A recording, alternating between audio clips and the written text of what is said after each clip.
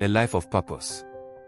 Bob sat at a small desk in a modest office, his hands resting on a thick stack of paperwork. The walls were adorned with pictures of children, elderly people, and families, all of whom he had helped in the past few weeks.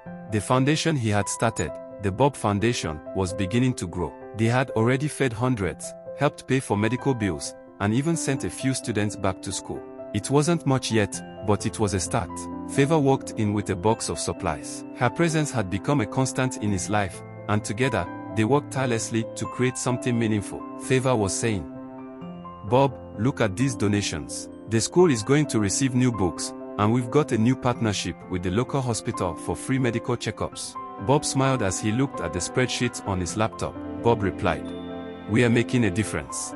Little by little, but we're getting there." He paused, running a hand through his hair. "It's hard, though. Some days, it feels like I'm not doing enough." Favor sat beside him, looking over his shoulder at the numbers. "Favor, you're doing more than you think. Every meal we serve, every child we help, it matters. You've come a long way from the man sitting on the sidewalk, hoping for a change."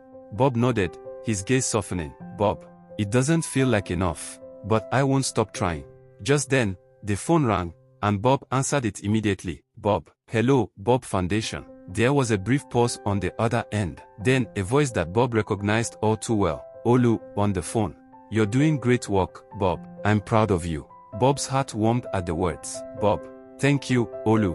I couldn't have done it without you, without that stranger on the street." Olu chuckled. Olu, on the phone. "Remember, Bob, the blessing is in the giving. Keep helping, keep loving, and remember, God has a plan for you." The call ended, and Bob sat there in silence for a moment. Favor placed a hand on his shoulder, her smile reassuring. Favor asked, "What's next?"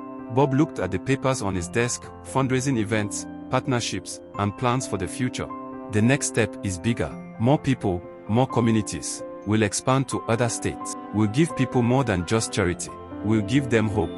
Favor nodded, her eyes shining with pride. Favor encouraged him with reassuring words. "We're in this together, Bob."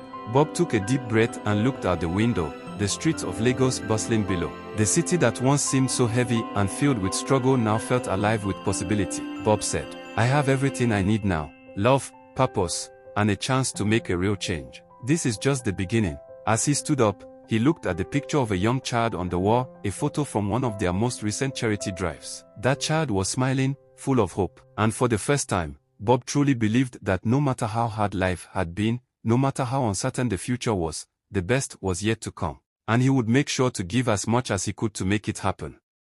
Subscribe now.